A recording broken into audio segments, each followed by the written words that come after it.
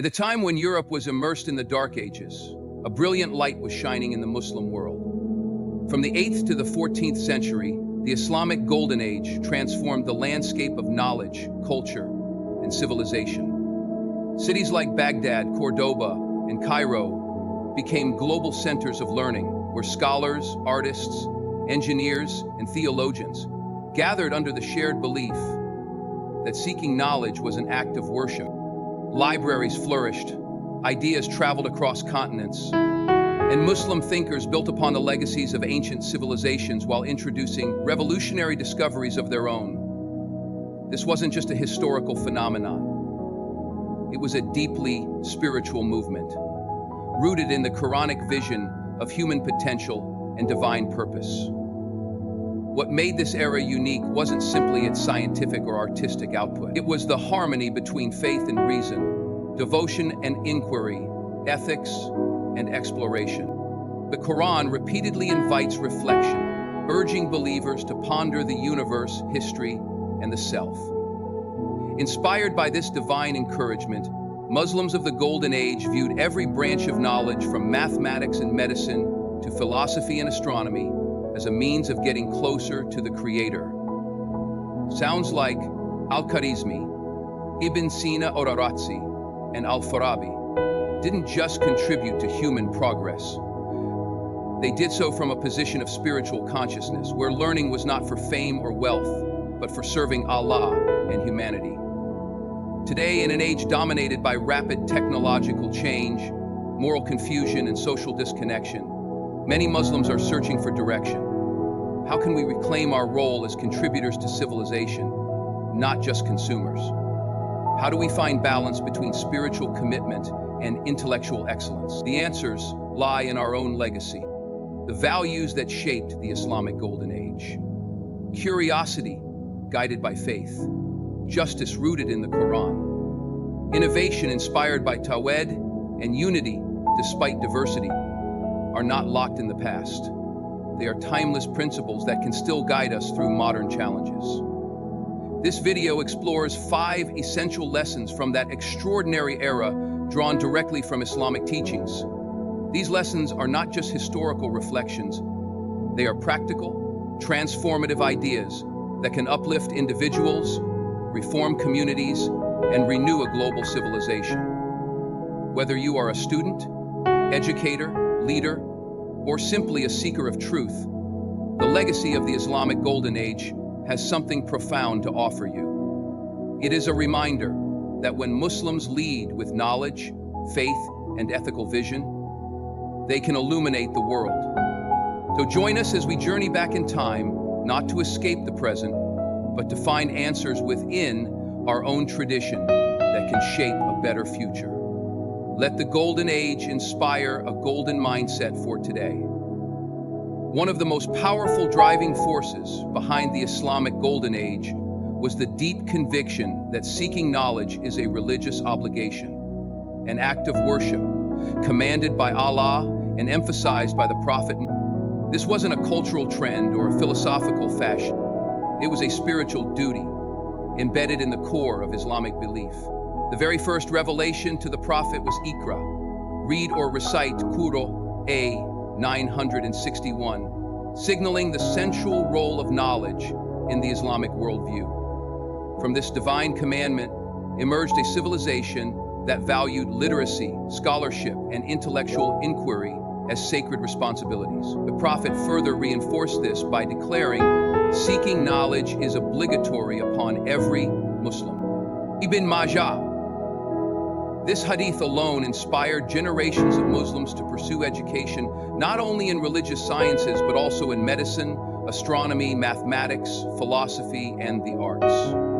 Knowledge was not compartmentalized, it was holistic. Islamic scholars saw no conflict between learning about the world and worshiping the Creator because they understood that studying the universe is one way to appreciate Allah's signs. During the Islamic Golden Age, this foundational principle became a societal norm. Educational institutions flourished from the madrasas in the East to the universities in Andalusia.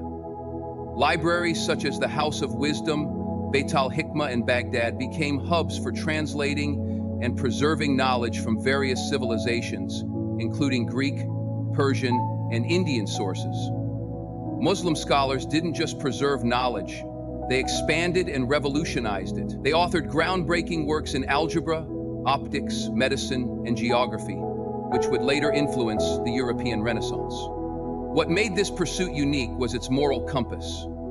Learning wasn't pursued for personal fame or financial gain, but to benefit society and please Allah. Scholars often lived modest lives, dedicating themselves to writing, teaching, and mentoring with sincere intentions to serve humanity. This sense of purpose gave birth to a culture where intellectuals were respected not only for their brilliance, but also for their character and humility. In today's world, Muslims face a different kind of challenge. While knowledge is more accessible than ever before, it is often pursued for superficial goals, status, salary, or social media recognition. The sacred intention behind learning has been diluted. Revisiting this lesson from the Islamic Golden Age reminds us to revive the original purpose of seeking knowledge, to understand ourselves, improve our communities, and fulfill our duties to Allah. If we as an Ummah can return to this principle where knowledge is seen as a divine trust and an act of worship, we can reignite a renaissance of learning, creativity, and ethical progress. Let us remember that Islam doesn't just permit the pursuit of knowledge, it commands it. And in that command lies the key to both personal growth and collective revival. The legacy of the past calls us not to admire it from afar, but to embody its principles with sincerity. One of the most remarkable features of the Islamic Golden Age was the harmonious relationship between faith, Hyman, and reason, AQ. Far from being seen as opposites, the scholars of that era viewed them as complementary tools for discovering truth. This balanced worldview was grounded in the Quran itself, which repeatedly calls upon believers to reflect, ponder, and use their intellect. Verses such as, "Will they not reflect upon the Quran?" or "Are there locks upon their hearts?" Chapter 21, Muhammad 47:24. And indeed, in the creation of the heavens and the earth are signs for people who use reason. Surah Al-Miran 3190 underscore the Islamic imperative to think deeply and critically. The scholars of the Islamic Golden Age took these Quranic instructions to heart. They saw no contradiction between divine revelation and logical analysis. Instead, they believed that reason was a gift from Allah, one that should be used to better understand His signs both in the Book of Revelation, the Quran, and the Book of Creation, the universe. Figures such as Al-Farabi, Ibn Rus, Diois, Al-Kindi, and Avicenna exemplified this approach. They studied Greek philosophy, particularly the works of Aristotle and Plato, and engaged with these ideas, not to imitate them, but to refine and integrate them into an Islamic worldview. This intellectual tradition produced a robust synthesis where theology, kalam, philosophy, falsafa, and science ilm were in constant dialogue. Al-Ghazali, one of the most influential scholars of the era, critiqued certain excesses of philosophical thinking while still upholding the importance of reason and understanding faith. His famous work, The Incoherence of the Philosophers, didn't reject reason. It aimed to correct its misuse when it contradicted core Islamic beliefs. In response, Ibn Rushd wrote, The Incoherence of the Incoherence, defending the role of reason. This debate itself reflects the intellectual vitality and freedom that characterized the Golden Age. Differences in opinion were not feared but welcome, as long as they were grounded in sincere scholarship and adherence to Islamic principles. Today, many Muslims struggle with the false narrative that religion and science are inherently at odds. This view has been influenced by external ideologies and internal stagnation. But Islamic history tells a different story, one where faith inspired scientific breakthroughs and religious devotion fueled philosophical inquiry. The integration of faith and reason allowed Muslims to lead the world in knowledge for centuries. They built observatories, advanced medicine, mapped the stars, and developed algebra, all while praying 5 times a day and reciting the Quran. Reclaiming this lesson means encouraging critical thinking within our materialism, but by a sincere desire to understand the signs of Allah scattered throughout His creation. The Quran is filled with verses encouraging reflection on the natural world. Allah says, "We will show them our signs in the horizons and within themselves, until it becomes clear to them that is the truth." Surah Fusilah 41:63. This verse became a driving force for Muslim scientists who believed that the more they learned about the natural world, the more they would see the truth of divine revelation. His harmony between belief and exploration made the Islamic civilization uniquely positioned to make groundbreaking advances in fields like astronomy, chemistry, engineering, medicine, and mathematics. Take, for example, the work of Al-Khwarizmi, often referred to as the father of algebra. His mathematical contributions were not just technical. They were deeply rooted in a worldview that sought order and unity in creation, reflecting the singularity and balance of the Creator. Ibn al-Haytham, pioneer in optics, was driven by a conviction that true scientific inquiry must be based on observation and experimentation, principles that would later become foundational to the modern scientific method. He believed that light and vision held spiritual symbolism as well as scientific value, representing the path from darkness to divine knowledge. Innovation during this era was not about rejecting the past, but about building upon it, with Islamic values as the foundation. Muslim scholars took the knowledge of previous civilizations, Greek, Persian, Indian, and improved it, always integrating it into an Islamic framework. Tawhid acted as both an anchor and a compass, an anchor to ground their work in humility and devotion, and a compass to guide their intellectual journey toward ethical outcome. The idea was not simply to know more, but to use that knowledge to benefit humanity and glorify Allah. Today, innovation is often pursued without moral boundaries, resulting in technological advances that sometimes cause more harm than good. Muslims must return to the Tawhid-based model of innovation, where creativity and scientific achievement are inspired by a higher purpose. When innovation is driven by faith, it produces not only progress, but also balance, compassion, and long-term benefit. The legacy of the Golden Age teaches us that belief in one God can fuel limitless discovery. Tawhid gives clarity to our goals, ethics to our methods, and meaning to our results. By reviving this mindset, modern Muslims can once again become leaders in thought, science, and culture, not in spite of their faith, but because of it. The Islamic Golden Age was not confined by borders, ethnicity, or sectarian identity. It was a period marked by remarkable unity through diversity and global exchange, an embodiment of the Quranic principle. O mankind, we created you from a single male and female, and made you into nations and tribes so that you may know one another. The Surat al-Hujurat 49:13. This spirit of openness allowed Muslims to build a civilization that welcomed ideas from across the world, integrated them with Islamic values, and produced something greater than the sum of its parts. This inclusive approach became a hallmark of Islamic success and a blueprint for how humanity can flourish when people of different backgrounds work together under shared ethical foundations.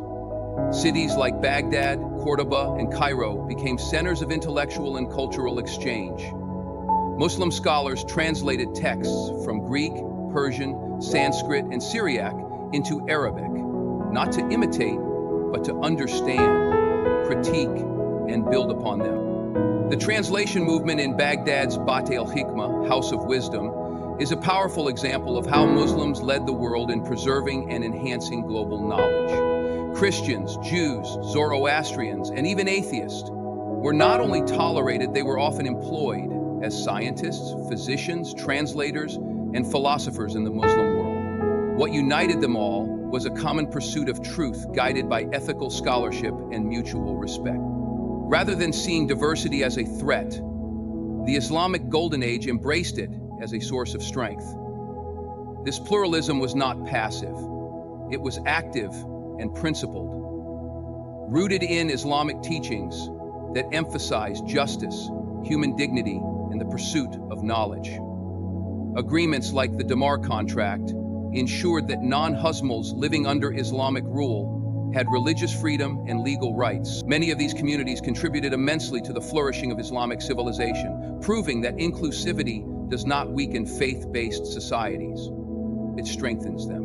The Islamic tradition values sure consultation, collaboration, and dialogue. These principles enabled Muslim civilizations to learn from others without losing their own identity. Muslims during the Golden Age were confident enough in their own values to interact with different cultures without fear of being diluted. They practiced integration without assimilation, where foreign ideas were assessed through the lens of the Quran and Sunnah, and only those consistent with Islamic ethics were adopted and improved.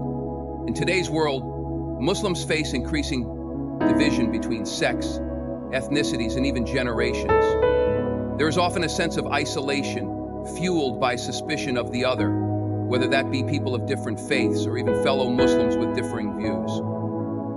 The Golden Age reminds us that Islamic civilization achieved its greatest heights when it was open, inclusive, and globally connected. To revive that spirit, we must build bridges within our own communities and with the wider world. We must see diversity as a divine gift, not a political inconvenience. The goal is not uniformity, but unity, a coming together of different people under shared values of justice, knowledge, and compassion.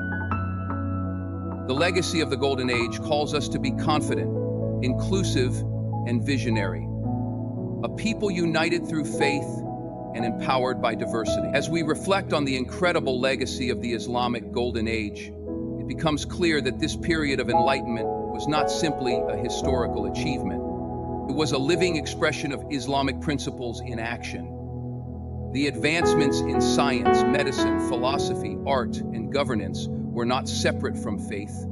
They were driven by it. The pursuit of knowledge was seen as an act of worship. Reason and revelation worked in harmony. Justice was upheld as a divine command. Innovation was guided by the unity of Tawheed, and diversity was embraced as part of Allah's design for humanity. These values are not locked in the past. They are as relevant and powerful today as they were over 1,000 years ago. In our modern era, where the Muslim world faces challenges ranging from intellectual stagnation to social division, the lessons of the Golden Age offer renewal. If we can revive the spirit of seeking knowledge with sincerity, harmonize faith with critical thinking, commit ourselves to justice in every sphere, innovate with purpose rooted in divine oneness, and foster unity through inclusion and respect, we can begin to reclaim our role as a positive. This isn't about recreating the past in the world, but about drawing inspiration from it to build a future that is spiritually grounded, intellectually vibrant, and ethically guided. The Islamic Golden Age shows us what is possible when Muslims live their faith with excellence, vision, and service to humanity. It reminds us that Islam is not just a religion of rituals, but a complete way of life that empowers the heart, sharpens the mind, and uplifts the world. Thank you for joining us on this journey through history and reflection. May these timeless lessons awaken a renewed sense of purpose, pride, and responsibility in each of us. Let us carry the light of our past into the present and illuminate a better future, inshallah.